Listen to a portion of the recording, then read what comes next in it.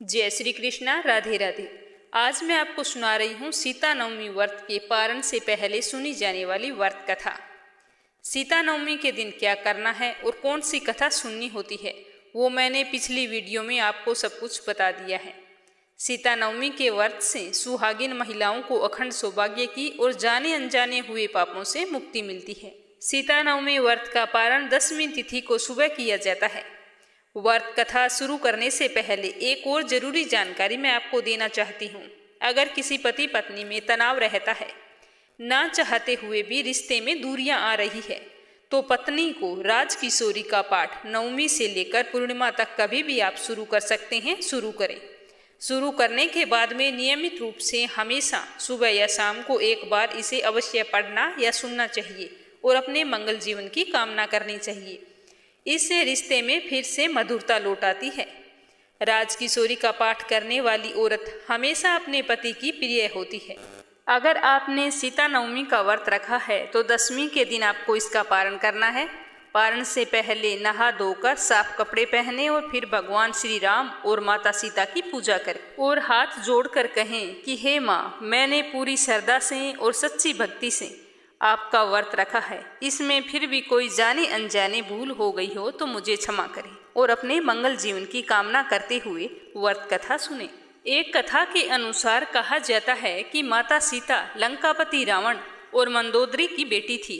माता सीता अपने पिछले जन्म में वेदवती नाम की बहुत ही सुंदर लड़की थी। वेदवती विष्णु जी की परम भगत थी और उन्हें पति के रूप में पाना चाहती थी, इसीलिए उन्होंने शादी भी नहीं की थी।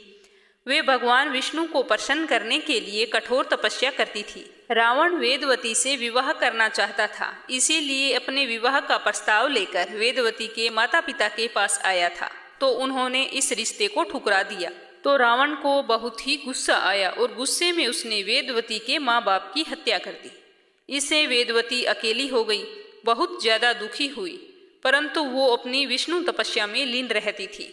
एक दिन रावण वहां से निकलकर जा रहा था जहां वेदवती तपस्या कर रही थी और वेदवती की सुंदरता को देखकर रावण उस पर मोहित हो गया। रावण ने वेदवती को अपने साथ चलने के लिए कहा, लेकिन वेदवती ने कोई भी जवाब नहीं दिया। जवाब ना मिलने के कारण रावण को क्रोध आ गया और उसने वेदवती के साथ दुर्व्यवहार करना चाहा। रावण के स्पर्श करते ही वेदवती ने खुद को भस्म कर लिया और रावण को श्राप दिया कि वह रावण की पुत्री के रूप में जन्म लेगी और तुम्हारी मृत्यु का कारण भी बनेगी। कहा जाता है कि कुछ समय बाद मंदोदरी ने एक कन्या को जन्म दिया, लेकिन वेदवती के श्राप से भयभीत रावण ने जन्म लेते ही उस कन्या को सागर में फेंक दिया, जिसके बाद सागर की देवी वरुणी ने उस कन्या को धरती की देवी पृथ्वी को सौंप दिया और पृथ्वी ने उस कन्या को राजा जनक को कुछ इस तरह से सौंपा। वाल्मीकि रामायण के अनुसार एक बार मिथिला में पड़े भयंकर सूखे से राजा जनक बहुत ही परेशान हो गए थे। तब इस समस्या से छुटकारा पाने के लिए उन्हें एक ऋषि ने यज्ञ करने और धरती पर हल चलाने का सुझाव दिया। तो ऋषि के सुझाव पर राजा जनक ने यज्ञ करवाया और उस यज्ञ के बाद राजा जनक धरती को जोतने लगे। तभी उनके हल की नोक किसी चीज से टकराई। राजा जनक ने देखा तो एक खूबसूरत सा संदूक था। उसे खोला तो उसके अंदर एक सुंदर कन्या उन्हें मिली। तो राजा जनक के कोई संतान नहीं थी, इसीलिए उस कन्या को हाथ में लेकर उन्हें पिता के प्रेम की अनुभूति हुई। राजा जनक ने उस कन्या को सीता का नाम दिया और उसे अपने पुत्री के रूप में अपना लिया। इस तरह माता सीता रावण के घर जन्म लेकर राजा जनक की बेटी बनी। उसके बाद राजा जनक ने सीता का पालन पोषण किया और उनका विवाह भगवान श्री राम के साथ संपन्न करवाया। बाद में कैकेयी के कहने पर राजा दशरथ ने भगवान श्री राम को 14 वर्षों का वनवास दिया। तो उस वनवास में सीता मैया और लक्ष्मण भी साथ गए थे। तो वनवास के दौरान रावण ने सीता माता का अपहरण कर लिया, जिसके कारण भगवान श्री राम ने रावण का वध किया और इस तरह से सीता रावण के वध का कारण बनी थी। तो आइए अब सुनते हैं सीता नवमी के व्रत से जुड़ी हुई पौराणिक व्रत कथा। कथा के अनुसार मारवाड़ क्षेत्र में एक वेदवादी श्रेष्ठ धर्मधुरीण ब्राह्मण निवास करते थे। उस ब्राह्मण का नाम देवदत्त था। उस ब्राह्मण की पत्नी बड़ी ही सुंदर रूप गर्विता थी। उसका नाम शोभना था। ब्राह्मण देवता जीविका के लिए अपने गांव से अन्य किसी गांव में भिक्षा के लिए गए हुए थे, तो पीछे से शोभना ब्राह्मणी कुसंगत में फंसकर व्याभिचार में प्रवृत्त हो गई। अब तो पूरे गांव में इस निंदित कर्म की चर्चाएं होने लगी, परंतु उस ब्राह्मणी पर इस बात का कोई भी असर नहीं हुआ। जब गांव वालों ने इस बात का विरोध किया तो उस दुष्टा ने पूरे गांव को ही जलवा दिया। दुष्कर्मों में रत रहने वाली वह दुर्बुद्धि जब मरी तो उसका अगला जन्म चंडाल के घर में हुआ था। पति का त्याग करने से वह चंडालनी बनी। गांव को जलाने से उसे भीषण कुष्ठ रोग हो गया तथा व्याभिचार कर्म के कारण वह अंधी हो गई। इस तरह से उसने अपने कर्मों का फल भोगना शुरू कर दिया। इसी प्रकार वह अपने कर्म के योग से दिनों दिन दारुण दुख को प्राप्त करती हुई देश देशांतर में भटकने लगी। एक बार वह देवयोग से भटकती हुई कौशलपुरी नगरी पहुंच गई। संयोगवश उस दिन वैशाख मास के शुक्ल पक्ष की नवमी तिथि थी, जो समस्त पापों का नाश करने वाली थी।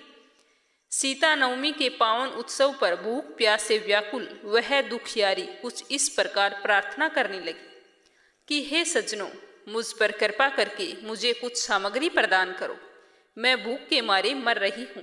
ऐसा बोलते हुए वह स्त्री श्री कनक भवन के सामने बने 1000 पुष्प मंडित स्तंभों से गुजरती हुई उसमें प्रविष्ट हुई। उसने पुनः पुकार लगाई कि भैया, कोई तो मेरी मदद करो, मुझे खाने के लिए कुछ दे दो। तो इतने में एक भगत ने उससे कहा कि देवी, आज तो सीता नवमी है, भोजन में अन्न देने वाले को पाप लगता है, इसीलिए आज तो अन्न नहीं मिलेगा। कल पारणा करने के समय आ जाना, पूजा पाठ करने के बाद ठाकुर जी का प्रसाद भर पेट मिलेगा। किंतु वो तो नहीं मानी, वो बुरी तरह से विलाप करने लगी। तो भगत को उस पर दया आ गई। उसने जल में तुलसी मिली हुई थी, वो पानी उसको पीने के लिए दे दिया। पानी पीते ही वह पापिन, भूखी तो थी, वो मर गई। किंतु इसी बहाने जाने अनजाने उसे सीता नवमी का व्रत पूरा हो गया। अब तो परम कृपालिनी सीता मैया ने उसे समस्त पापों से मुक्त कर दिया। इस व्रत के प्रभाव से वह पापिनी निर्मल होकर स्वर्ग लोक में आनंद पूर्वक अनंत वर्षों तक रही। उसके पश्चात वह कामरूप देश के महाराज जय सिंह की महारानी कामकला के नाम से विख्यात हुई। वहां पर उसने अनेक देवालय बनवाई, जिनमें जानकी रघुनाथ की प्रतिष्ठा करवाई। इस दिन जानकी स्तोत्र, राजकिशोरी, रामचरितमानस आदि का पाठ करने से मनुष्य के सभी कष्ट दूर हो जाते हैं। अतः सीता नवमी पर जो भी श्रद्धालु सच्ची श्रद्धा से माता जानकी की पूजा अर्चना करते हैं, उन्हें सभी प्रकार के सुख सौभाग्य की प्राप्ति होती है। बोलो सीता मैया की जय हो, बोलो सियावर रामचंद्र भगवान की जय हो। तो आपको ये जानकारी और कथा सुनकर कैसा लगा जरूर बताना, और मीरा भक्ति चैनल को सब्सक्राइब करना ना भूलना। सीता मैया आपकी समस्त मनोकामनाएं पूरी करे।